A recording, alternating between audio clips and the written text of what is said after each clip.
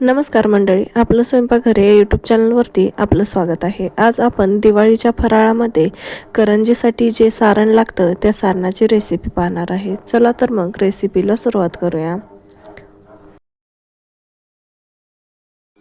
तर त्यासाठी काय करायचं आहे, गॅसवरती कढई ठेवून त्या कढईमध्ये मी ते 2 चमचे खसखस घेतलेले आहे।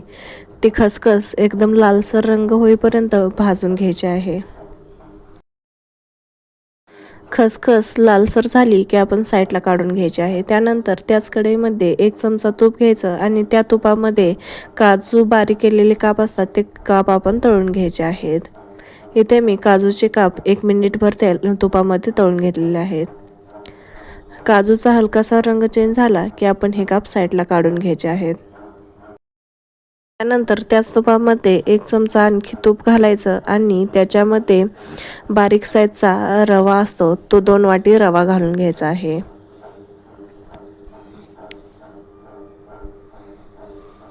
आता हा रवा तुपामध्ये व्यवस्थित असा मिक्स करून भाजून घ्यायचा आहे। साधारण 4 ते 5 मिनिटे या तुपामध्ये भाजून घ्यायचा आहे रवा। अशा पद्धतीनं हलकासा रंग चेंज झाला की आणखी थोडंसं 2 चमचे तूप घालायचं आणि परत एकदा 5 ते 6 मिनिटे रवा भाजून घ्यायचा। रवा भाजत असताना गॅसची फ्लेम मिडियमच ठेवा, नाहीतर हा रवा लगेच करपू शकतो। साधारण 15 मिनिटांनंतर आपल्या हा रव्याचा रंग चेंज झाला आहे आणि खमंग असा तुपामध्ये रवा आपला भाजून झालेला आहे। आता हा रवा आपण खसखस काढून घेतलेल्या परातीमध्ये काढून घ्यायचा आहे।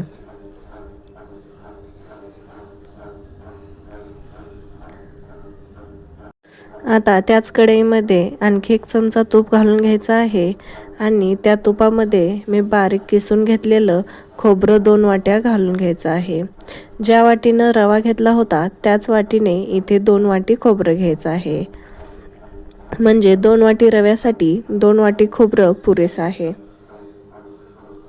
आता हलकासा रंग चेंज होईपर्यंत आपण खोबरं हे तुपामध्ये परतून घ्यायचं आहे। जास्त लालसर होईपर्यंत खोबरं भाजायचं नाही।